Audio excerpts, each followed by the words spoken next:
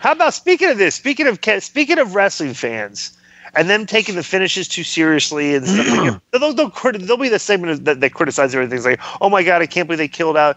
How about the criticism this past week that Kenny Omega got for doing the job to Don Callis?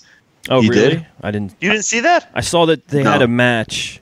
I didn't see. Well, I wouldn't have said he did if I had seen it. I didn't see him getting buried for it or anything, though. Just an indie show in Winnipeg. Right, I saw what happened. I just didn't see him getting buried.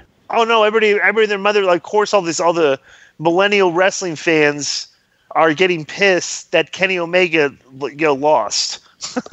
Oh, you know what's happened? Yeah, I mean, like, don't lie. You know, what's actually happened is, like, most of the fans nowadays, like, they're nerds. That's exactly what they are. I said, who's been saying this forever? I know.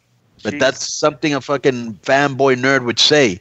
You wouldn't say that if you went. You know, it's ridiculous to me. Well, so Don Callis has a victory over Kenny Omega. Right. I have a victory over the former IWGP Heavyweight Champion Kukutaro.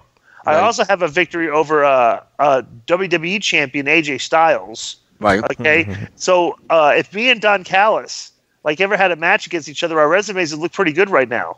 With victories, him having a victory over Kenny Omega and me having a victory on AJ Styles will be enough to as they say, let's get it on.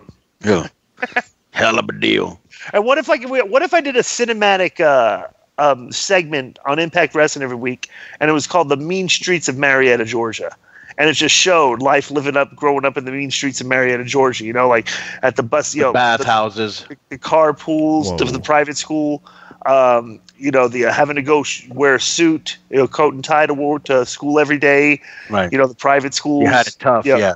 Yeah. So it's like the Mean Street Posse. Right. Exactly.